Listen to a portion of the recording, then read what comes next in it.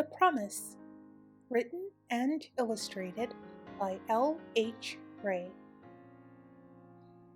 I lay patiently awaiting the coming of morning. As the sun slowly creeps through the deep arms of sleep, I smile. The light crawls over and through my window and rests upon my cheek. I dress quickly, for morning is the most precious part of the day to me. I race out into God's vast country and smile as I hear the birds singing to welcome the coming of a brand new day. The sky is still asleep.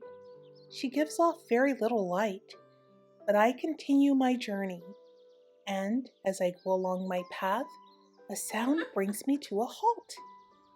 It is weeping. Someone weeps so bitterly that I feel their pain. The sound continues, and I follow it quickly, but quietly. I do not wish to frighten whomever this might be. When I finally come to this person, I see that it is a woman. She turns and looks in my direction. "Who's there?" she asks, but I do not answer. "You can see me, but I cannot see you. That is not fair," she says in a quiet voice.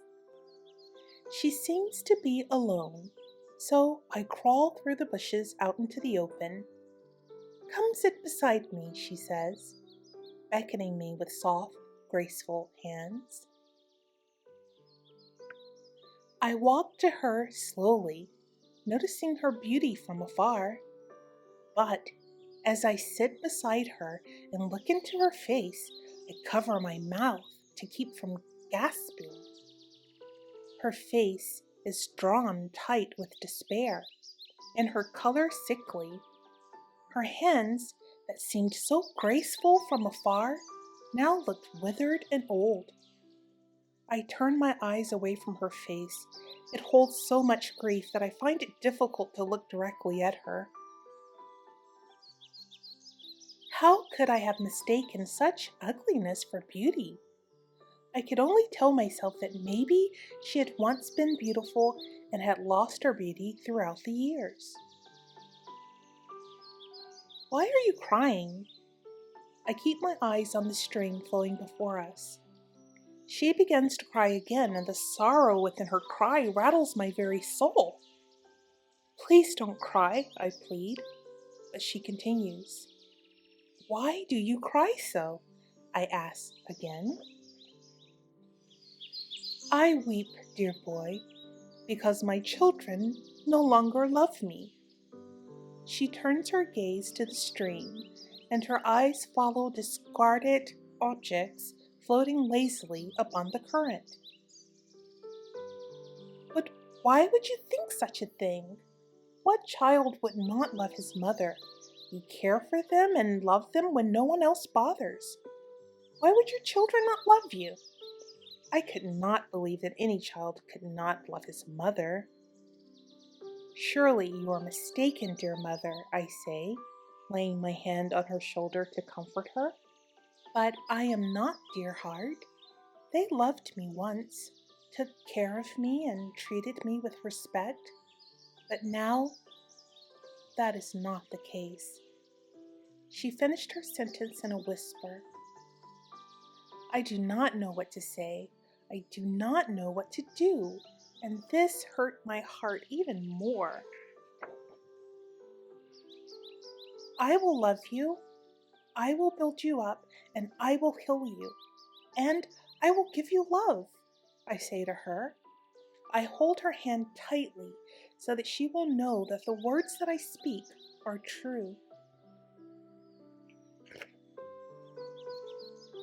I embrace her in my arms, giving her all the love that I would give my very own mother. I weep for her and for her children because they no longer love the one person who means the most. She looks at me intently, surprised to see the tears in my eyes. "Now, Why are you crying, child?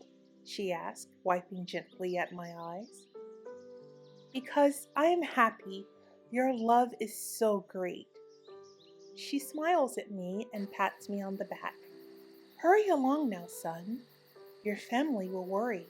You have been here for quite some time.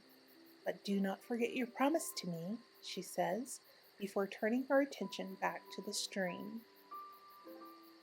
She was right. The sun had risen high into the sky. I run back towards the bushes, and as I began to walk back along the path to my home, I turned to say goodbye.